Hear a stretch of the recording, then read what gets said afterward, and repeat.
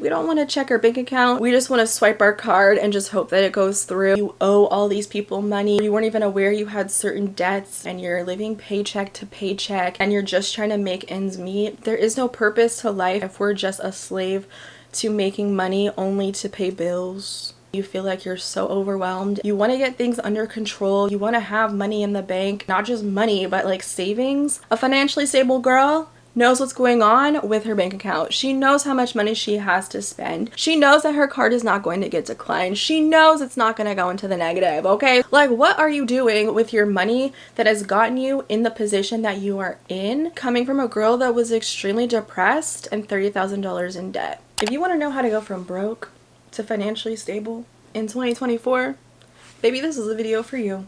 Yeah, yeah, yeah, yeah, yeah, yeah.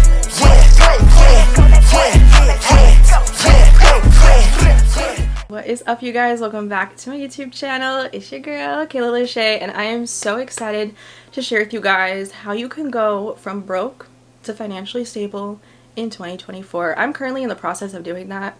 If you guys are new here, yeah, I've been documenting the entire journey since January on my YouTube channel. So definitely tune in, tap into the vlogs, subscribe down below if this is the things that you guys are interested in, basically trying to transform your life, get up out your mama's house, get your finances in check, because I'm over here doing the same thing. I basically kind of made myself a list of things that I wanted to share with you guys, things that I've done, things that I'm doing, and things that I'm in the process of doing. Overall, just tips to get your finances together. I know it's really overwhelming. That's kind of where I started. I did not know where to begin. I kind of just threw myself into this fishbowl, trying to figure things out, hoping that I could swim, and now I'm kind of at the place where I can breathe and catch my breath. And I'm kind of just floating on my back now at this point, enjoying the process. So I'm excited to share with you guys these tips on things that you guys can do, habits that you can get into to become that financially stable girl in 2024. The first thing that I did was I made myself a financial expense plan. And I think the biggest thing is to stick to it. You have to make a plan and actually use it, but also stick to it. So that means analyzing your budget as a whole, looking at things like your expenses, where you're spending your money, and how much money you are in debt, who you owe. You have to look into all of that in order to kind of figure out a starting point. And it is a lot in the beginning, especially when you feel like you're so overwhelmed and you owe all these people money, or you weren't even aware you had certain debts just lingering in the background and you're living paycheck to paycheck and you're just trying to make ends meet. Girl, I get it. But we have to be honest, we have to be upfront, and we have to go and lay everything out in front of us so that we could see what mess we made and what we're working with. Moving on to the next thing, it is to be very clear about your goals and to set very realistic goals with a time frame attached to it. I know for myself, when I initially started this journey to be on my financial freedom experience of life, I set a goal to get it done by 2024. I didn't want to just throw it up in the air and say, I don't want to be in debt anymore, because I did that for 3 years and did absolutely nothing about it but pay my minimum credit card. Nothing happened. So if you want to be debt free, you want to be managing your finances, you want to get things under control, you want to have money in the bank, and not just money, but like savings, you have to set a goal and be really realistic and really honest about the process for yourself. And it's going to be different for everybody. And set a date. Be realistic about that date. Like, if you can get it done, you know, within the next 6 months of 2024, that is amazing. But if it's going to take you a year or 2 years to get yourself to a place where you are financially free, then that is amazing as well, because it's still far more than what you've been able to do prior, or you weren't even thinking about being on a financial freedom journey, but now you are, and that's your focus. That is still such an amazing accomplishment. And I feel like mentally, when we're honest about the deadline date of whenever we're able to actually accomplish this goal, then it doesn't really make us feel like we're setting ourselves up to fail because we didn't meet that deadline. So be really honest and be really realistic about the goals that you have for yourself, and to know that everyone's journey is different. It will take all of us a different amount of time to get our debts paid off and to get our money under control and to build savings, because we're all working different jobs, we all have different incomes, we all have different expectations and so forth. You gotta go up in your bank account. You have to analyze your spending habits. You need to be looking at where you're spending your money, unnecessary money, like are you going to Starbucks every morning before work? Are you going to Sephora and looking for things to buy? Are you going to Target to have them tell you what to buy? Are you shopping every sale? Like, where is your money going? Are you spending $1,000 on beauty maintenance every single month? Are you hitting up Louis Vuitton, Gucci, Fendi, and Prada? Like, what are you doing with your money that has gotten you in the position that you are in, that has hindered you from becoming financially free? And I think once you analyze your bank account and you analyze your spending habits, you're really going to be able to look at that and figure out where your cash is going and what you can eliminate to help you save extra money to put towards your debts and your bills, and or just get rid of unnecessary spending altogether, and maybe even realize that, oh, I don't really need to be spending money on, I don't know, this Netflix service because I'm not using it. So you could save your extra $12 a month and put it somewhere else. With that, I definitely encourage you girls to get into the habit of creating like a monthly spending plan. This is different than a budget. I'm gonna do a video, I think, if you guys are interested, on how I made a spending plan, because people love to argue with me in the comments. That's just a budget. It's not just a budget. It is a little bit different. It can be similar, but it is a little bit different. So this is basically just allocating where you are spending your money day to day, week by week, month by month, or paycheck to paycheck. You are actually directing the money that you're getting and sending it off somewhere. You're being, let's say, more intentional. Whereas a spending plan is you knowing, I'm spending $200 a month on nails, I'm spending $2,000 a month on rent, I'm going out and spending $200 a week on groceries, etc., etc., etc. That honestly was the biggest thing for me, to be able to pay off my debt so much quicker and actually be more aware day to day of what I was spending my money on and how I could be in control and actually manage my money that was going out. Now this one is definitely easier said than done, and it is paying more than your minimum on your credit card bills. So interest will get you, it got me it got me real good, okay? I don't even want to think about the amount of money that I have spent on interest over 10 years of being in credit card debt, okay? It will make you spend more money than you had to on that one thing that you use your credit card on. So if you're able to kind of counteract the interest rate and not spend so much and literally spend money down the drain, it's not worth it, okay? So if you're able to just pay more, let's say your credit card bill is $500 a month and maybe your spending plan allowed you to put $1,000 a month on top of that $500, you're going to have your debt paid off a lot quicker. It's always going to be decreasing. So for me, motivational wise, it is really nice to be able to see the more that I pay off, you know, the less of interest I'm gonna have to pay in comparison to the month previously. Obviously your rate is gonna be the same, but if you're paying the same minimum every month, and let's say you're using your credit card and you've spent what you've just paid, you're gonna be paying the same amount in interest. So it's just an endless cycle, a downward spiral that I personally found myself in, and it was the least motivating thing to see, that I'm just feeling stuck in this crappy situation of just having credit card debt, and I accepted it. I was like, this is my life, this is gonna be here for forever, and I've proven to myself this year that it's not my forever, and I've decreased my interest. Obviously the rate is the same, but the amount that comes out looks so much better to me. Once I paid my credit card bill, it was like $600. Okay, now the interest comes out the next day, you're stuck. So it just feels a lot better when you make that progress and you start to get those numbers under control for your mental health and just also your financial health. It feels nice to see the progress of your hard work. So I definitely encourage you guys to if you can. Not everyone's situation allows them to pay $1,000 more, but girl, even $100 more is gonna get you debt free a lot quicker than just paying that minimum payment. I cannot wait to get out of my like debt paying process, because I think it's gonna be really cool to be able to get into my emergency fund phase. And if you want to be that financially stable girl, baby, she has an emergency fund. If you don't have an emergency fund, this is your sign to start building one and be consistent with putting money into your emergency fund. Now, this could be something that you use for emergencies, like, I don't know, a trip to the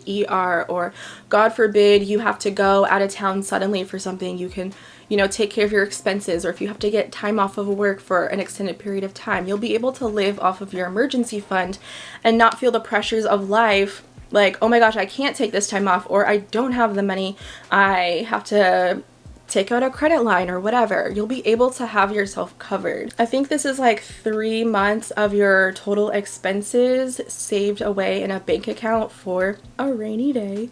So whatever your expenses look like, it's going to be different for everybody.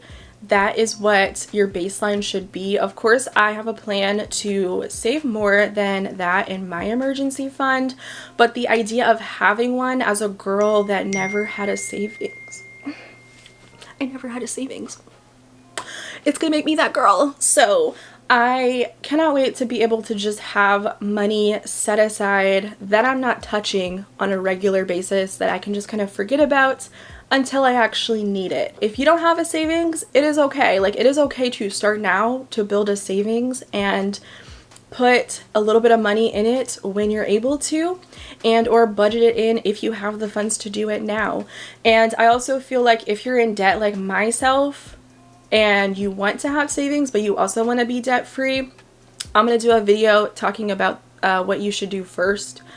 Not for real advice, but if you want my advice on what I'm doing, then stay tuned for that video. I am not like a financial guru. I'm a regular girl, so this is just some tips, some hacks that I think you guys would also benefit from, because they're things that I'm doing myself. That financially stable girl also has a high yield savings account. This is also something I am working towards. High yield savings accounts are amazing. My mom has one. She's been raving about, you know, you need to get one, and it's so good, and I'm making this much every month on interest. I love that for her, but I'm not in that position to have a savings account right now. I guess I could, but I'm not going to be there, like I said, until I'm debt free.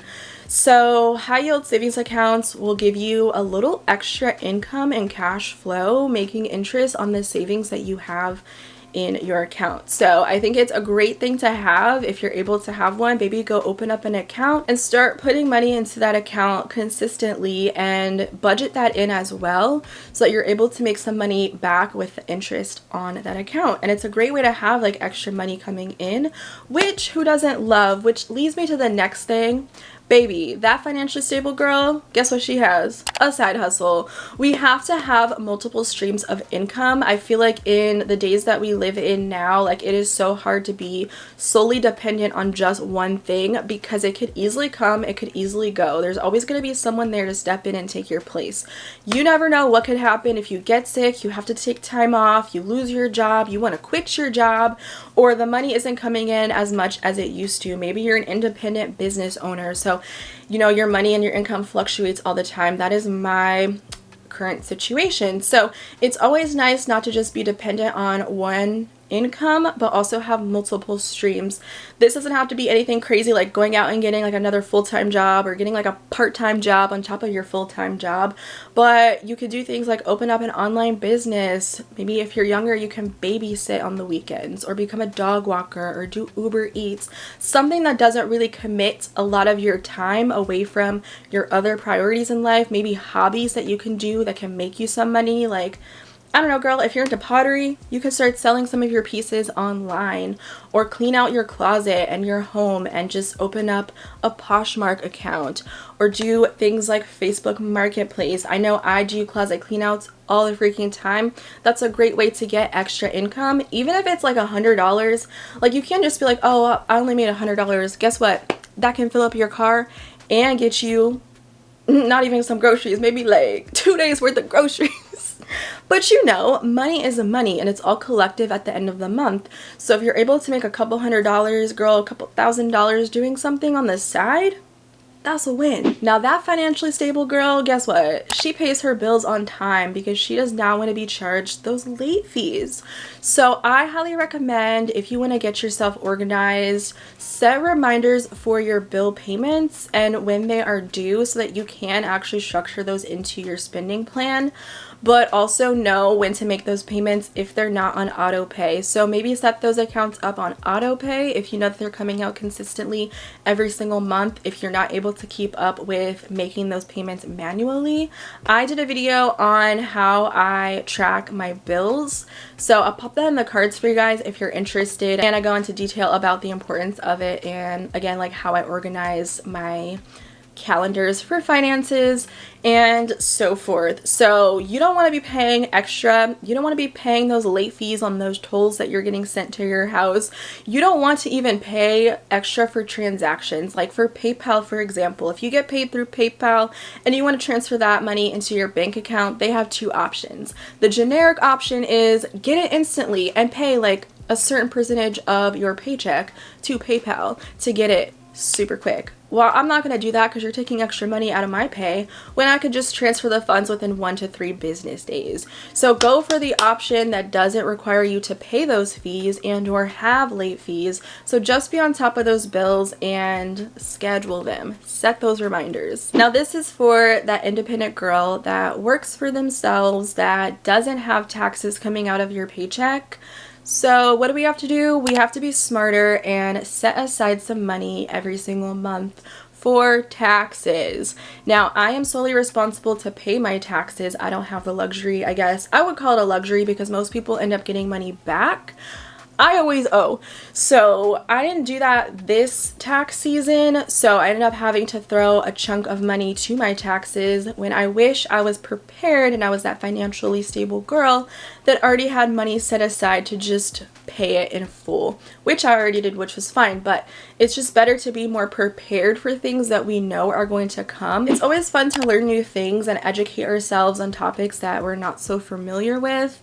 And I think when we're trying to be a little bit better and a little bit smarter with our finances, educating ourselves on the topic is always something that can benefit us. This could be reading articles or taking advice from people that you admire, like your parents or people in the finance industry, or watching content online from financial gurus that are actually qualified, not just a girl in her bedroom sharing her tips. But you know, even watching content on the internet of other people trying to do the same things that you're trying to do to motivate you and inspire you and get you kind of set on the right path to also follow the same goal of being financially free has really helped me when it comes down to my consistency and doing what I said I was going to do, which is become financially stable and financially free and actually take control of my money and not feel like it's controlling me. So learning about new things like high yield savings accounts and learning about tax deductions and different things that I can write off,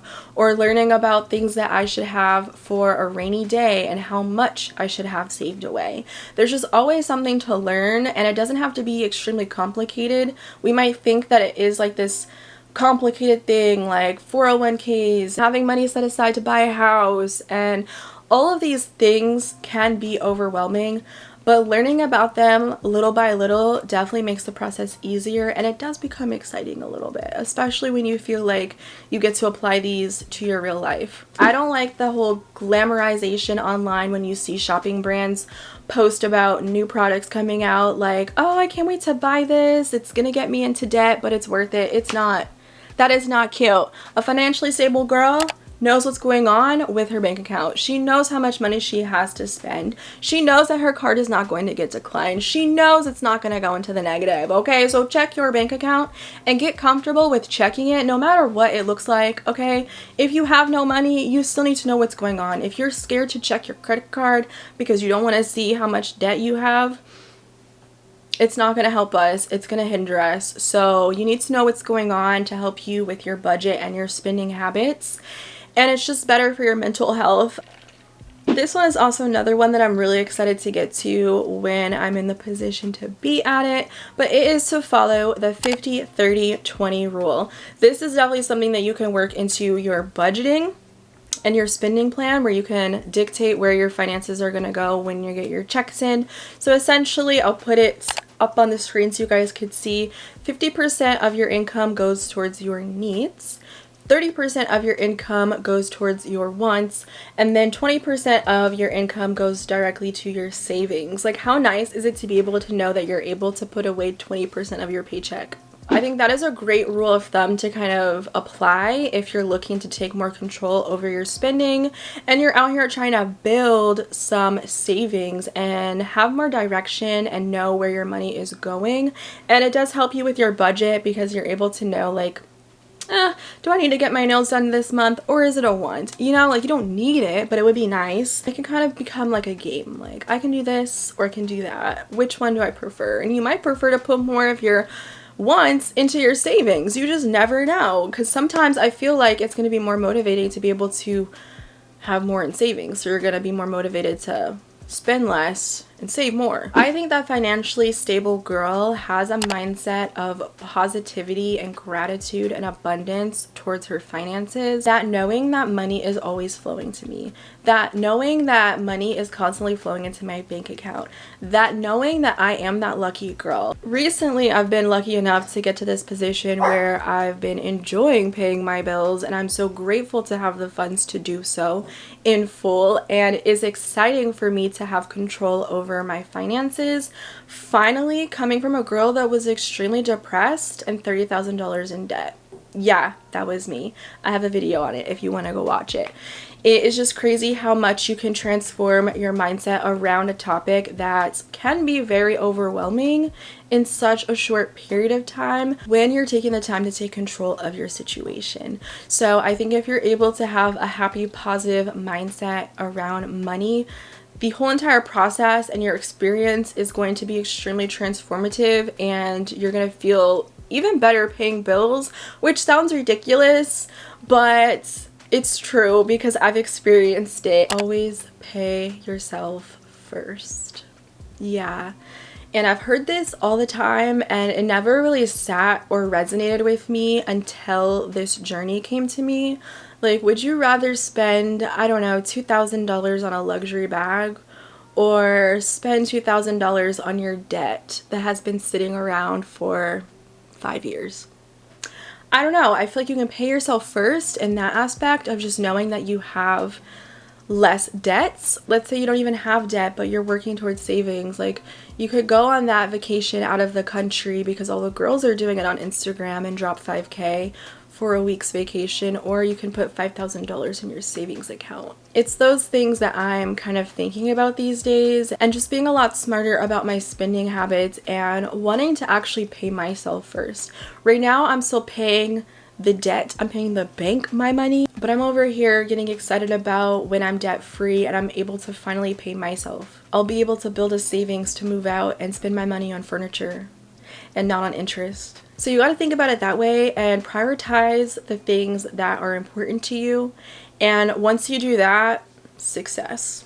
It gets easier, it gets better, you get excited. Peace of mind starts to come into your life, and the ability to just go wherever you want to go, when you want to go, because you're financially free. You don't have to be a slave to work because you have money set aside, you know? You can take a little bit of a vacation off from your job, or even stay a little bit longer because you got it like that, you know? And it's those things that make it worth taking the time to better your finances so that you can enjoy life. This way, we're not constantly living in the crappy cycle in America of just working and sleeping and working and sleeping, and we don't get to reap the benefits of our hard work because we're paying off debts or we're living paycheck to paycheck. That shouldn't be life.